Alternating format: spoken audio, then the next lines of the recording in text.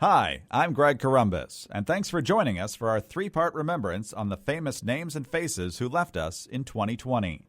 Please find our other segments on those we lost in politics, media, and business, and exploration, as well as many legends in the world of sports. In this feature, we remember those who entertained us so well on the big screen, on television, and in music.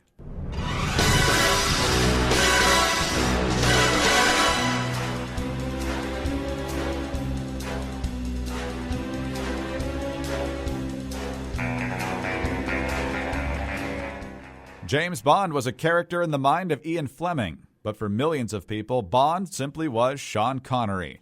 The Scottish native blazed a brilliant acting career from 7 Bond films, including Dr. No and Goldfinger, to classic roles in The Hunt for Red October, Indiana Jones and the Last Crusade, The Great Train Robbery, The Untouchables, and many others. Sean Connery was 90.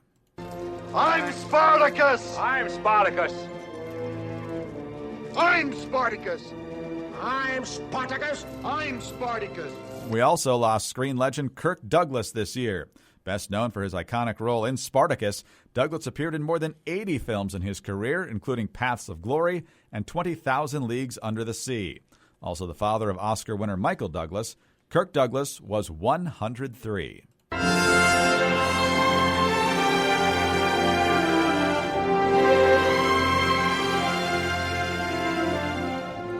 Kirk Douglas was one of the last stars from Hollywood's golden age, and so was Olivia de Havilland. Known best for her portrayal of Melanie Hamilton in Gone with the Wind, de Havilland was also frequently paired on screen with Errol Flynn in films like Santa Fe Trail and The Adventures of Robin Hood. Academy Award winner Olivia de Havilland was also 103. Max von Sydow enjoyed a 70-year acting career and showed exceptional range, portraying Christ in The Greatest Story Ever Told, and also starring in The Exorcist, Dune, and The Seventh Seal. Max von Sydow was 90. I am Prince T'Challa, son of King T'Chaka! Americans were stunned this year to learn of the death of Chadwick Boseman. The star of the Marvel blockbuster Black Panther also portrayed real-life heroes in biopics of Jackie Robinson and Thurgood Marshall. Chadwick Boseman died of colon cancer at the age of 43.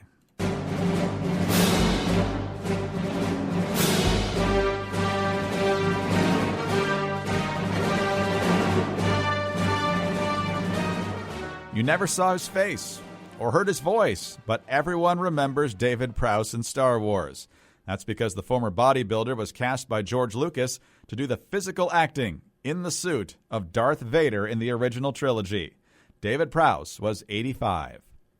Wilford Brimley was a presence in our movies for decades, best known for his critical roles in Cocoon, The Firm, The China Syndrome, The Thing, and The Natural. He also starred in the television series Our House and was a longtime pitchman for Quaker Oats. Wilford Brimley was 85. Brian Dennehy had a great range as an actor. Often cast in police or other tough guy roles, Dennehy could play the protagonist, as he did in the FX franchise, the villain, as he did in First Blood, or the occasional comic turn, like he did in Tommy Boy. Brian Dennehy was 81.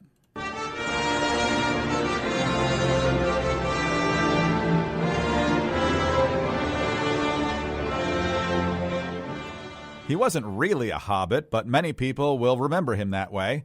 Actor Ian Holm was a highly regarded stage actor in plays such as King Lear earlier in his career, but he also graced the silver screen in Chariots of Fire, and later as Bilbo Baggins in the Lord of the Rings series and in the Hobbit movie.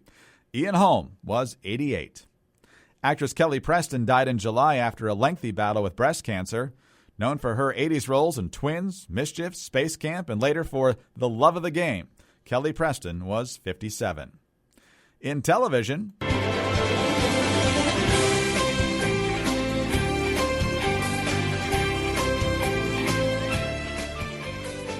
few figures in pop culture were more beloved in recent years than Jeopardy host Alex Trebek.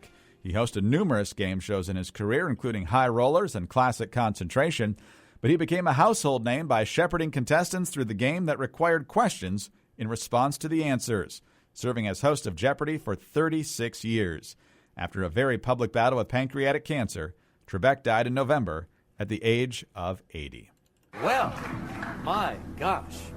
What can I say except, Debbie, you're going to Paris, and this is the final answer heard all around the world. He's won $1 million. No one logged more time on television in history than Regis Philbin. A ubiquitous and high-energy presence on the small screen, Philbin is best known for co-hosting Live with Regis and Kathy Lee alongside Kathy Lee Gifford, and later Live with Regis and Kelly with Kelly Ripa. He was also the ringmaster for the game show sensation Who Wants to Be a Millionaire? Regis was 88.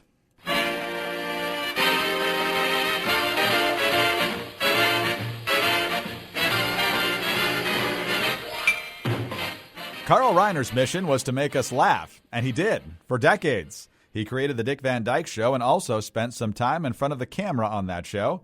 He also wrote the cinematic Steve Martin comedy The Jerk and appeared in It's a Mad, Mad, Mad, Mad World. In his later years, he acted in the Ocean's 11, 12, and 13 franchise. Carl Reiner was 98.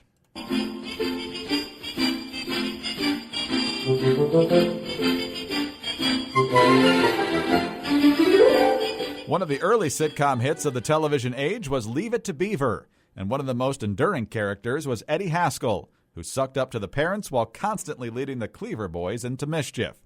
Eddie was played by Ken Osmond, who later served 18 years as a real-life police officer in Los Angeles. In 1980, he was shot 5 times while chasing a car thief and was saved by his bulletproof vest. Ken Osmond was 76. The tradition of Festivus begins with the airing of grievances. I got a lot of problems with you people. Now, you're going to hear about it. Jerry Stiller was a successful comedian long before Jerry Seinfeld came along, but his portrayal of the combustible Frank Costanza left an indelible mark on his audience. Stiller teamed up with his wife Ann Mira to form a very successful comedy team for many years. He also drew laughs after his Seinfeld years with his role of Arthur Spooner on King of Queens. Jerry Stiller was 92. Lyle Waggoner was always good for laughs as part of the endlessly talented cast of The Carol Burnett Show. Waggoner was 84. Janet Dubois could sing and act. She played neighborhood gossip Willona Woods on Good Times, but her voice is perhaps more famous for another show. Well, we're moving on up to the side, to a deluxe apartment in the sky. Dubois sang the theme song for the Jeffersons. Her age was a matter of some debate, apparently. Dubois was at least 74 and possibly as old as 87 when she died in February.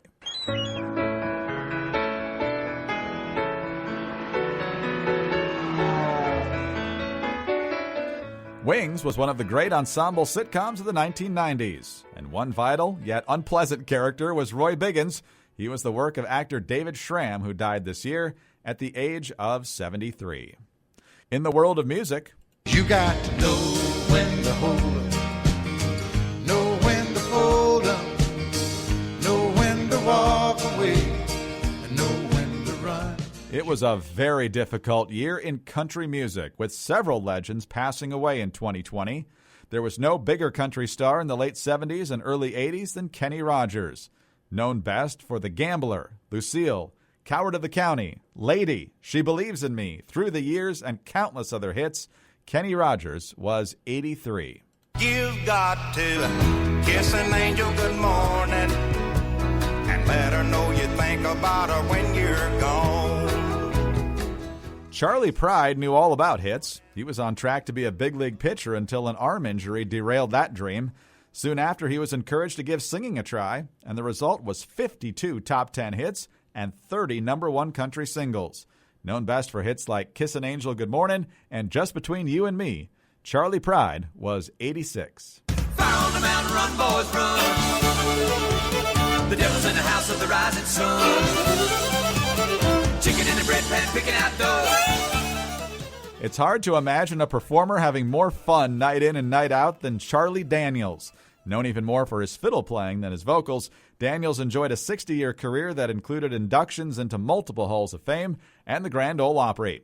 Daniels is best known for his classic The Devil Went Down to Georgia.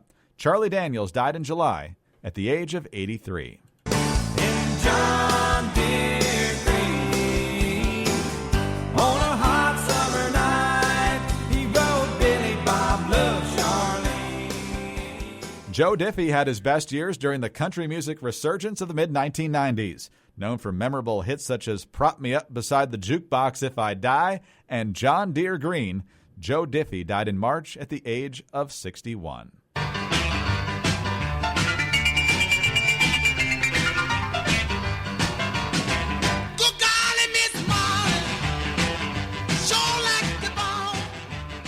One of rock and roll's earliest stars died this year, Richard Wayne Penniman, better known as Little Richard. His groundbreaking musical style paved the way for legions of acts that followed. He was known for hits like Tutti Frutti, Long Tall Sally, and Good Golly Miss Molly. Little Richard was 87. Lean on me when you're not strong, and I'll be your friend. I'll help you carry on. Bill Withers had one of the smoothest voices in music, and that led him to great success primarily in the 1970s. The artist behind songs such as Lean on Me, Ain't No Sunshine, and Just the Two of Us, Bill Withers was 81. I am woman, hear me roll, in numbers too big to ignore, and I know too much to go back and pretend. The 60s and 70s were the heyday for the feminist movement, and singer Helen Reddy gave them their anthem in I Am Woman. She soon launched a dozen more top 40 hits and appeared in the original movie version of Pete's Dragon. Helen Reddy was 77. I can see clearly now the rain is gone. I can see all obstacles in my way. Johnny Nash shot to stardom in 1972 with the feel-good classic, I Can See Clearly Now. He died in October at the age of 80.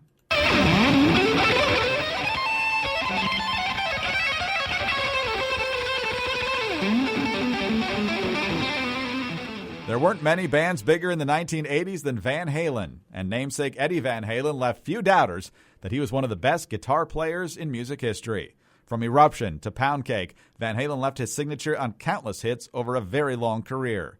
Eddie Van Halen was 65. Rock music also lost one of its greatest drummers this year. Neil Peart anchored Rush for decades and demonstrated skills very few others could match. Neil Peart was 67. There'll be bluebirds over the white cliffs of Dover. During World War II, everyone was longing to win the war and bring the boys home. In Britain, one of the songs that best stirred that patriotism was White Cliffs of Dover by Vera Lynn. She died in June of this year at the age of 103. That's a look back at some of the most memorable figures from the world of entertainment. Be sure to find our other remembrances in the arenas of politics, media, and business, as well as a very difficult year in the sports world. I'm Greg Columbus, reporting for Radio America. Thanks very much for listening.